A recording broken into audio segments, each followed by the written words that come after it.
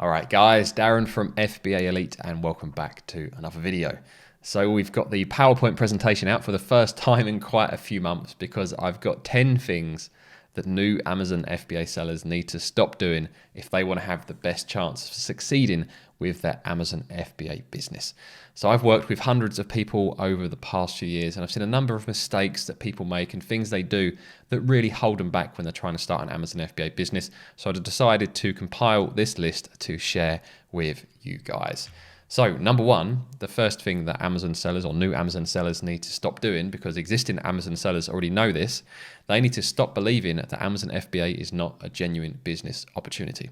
Now, I completely understand why new sellers may think this way, as I know when I first found out about Amazon FBA back in, I think, 2018, I was very skeptical.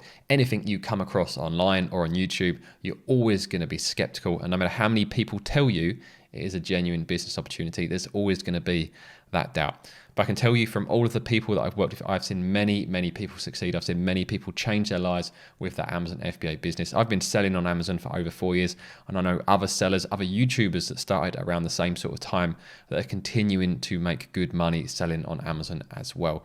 So I can assure you it is a genuine opportunity. And if you can park that reservation, you'll be more likely to commit to the Amazon business and more likely to enjoy success. Whereas if you're always kind of not sure whether it's a genuine opportunity, you'll be reluctant to invest the time and money to really give you the best chance of success.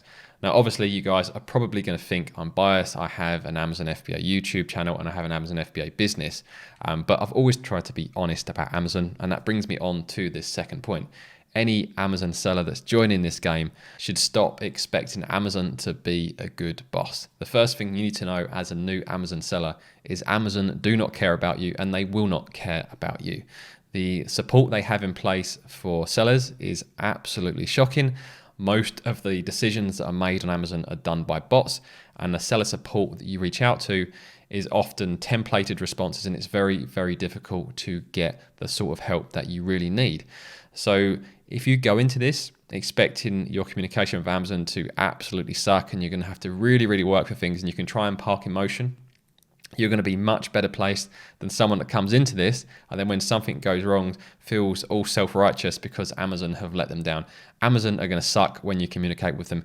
Get used to that fact, and if you can balance your emotions around that, you've got a much better chance of having a long-term successful business as an Amazon FBA seller.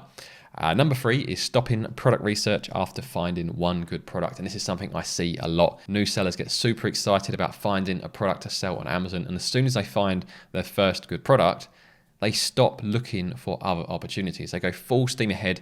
They start ordering samples. They start thinking about how to develop that product. They start on their branding, when really you need to keep the product research going, as there is every chance that that good product may not work out and you may decide not to proceed with it. So what you don't want to do is find one good product, stop your product research, spend 2 to 4 weeks getting samples and trying to develop the product and realizing, actually, do you know what? This product isn't going to work out.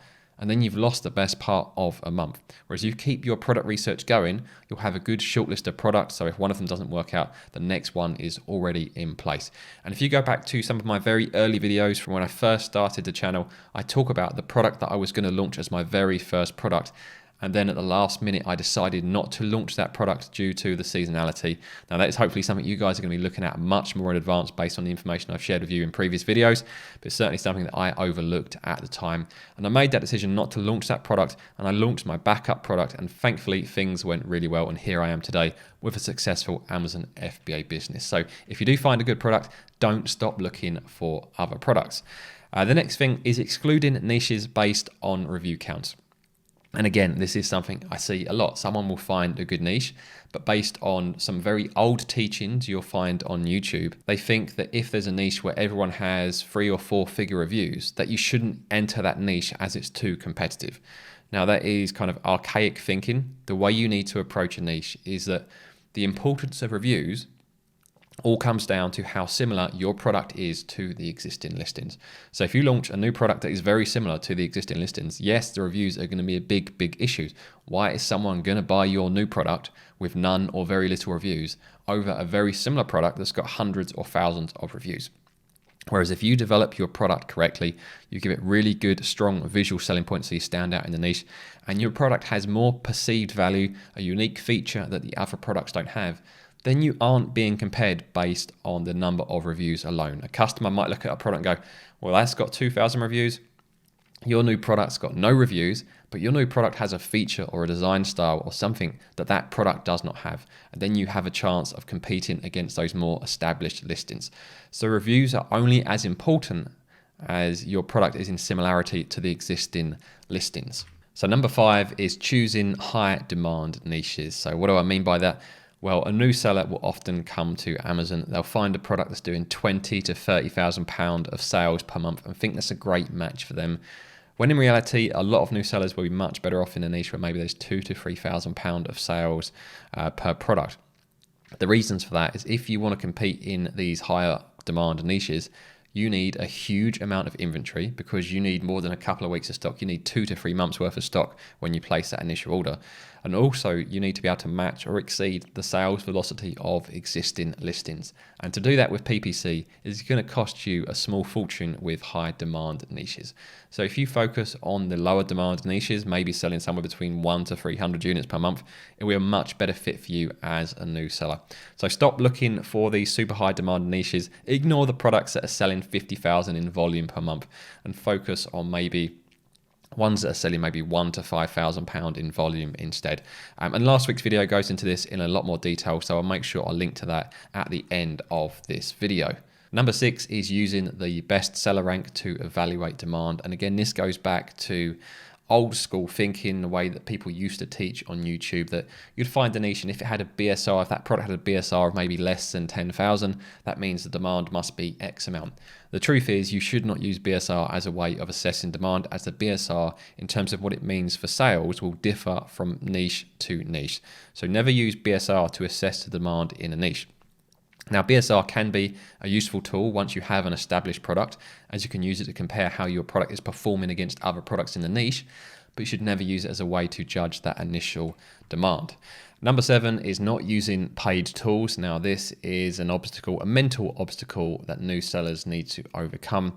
And this goes back to point 6 really. Sometimes new sellers would rather try and guess the demand in a niche using the BSR, and it'll probably be well off what it should actually be. Whereas if you spend a few dollars, you can get some very, very good paid tools that will speed up your product research, help with your keyword research, help with tracking your products, doing your PPC, launching your products. So paid tools are essential for a successful Amazon FBA business. I'm not going to tell you guys which one you should use. There are lots of them for you to go and do your research on. I personally use Helium 10. I've used that for many years and it's always been good for me.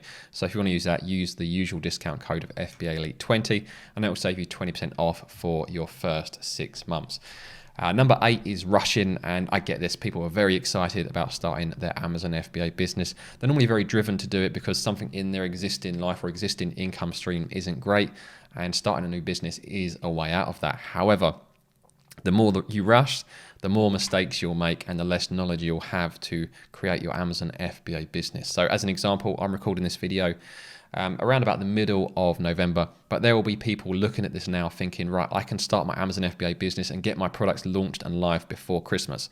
And if you try and do that, you're probably going to fail with your first product.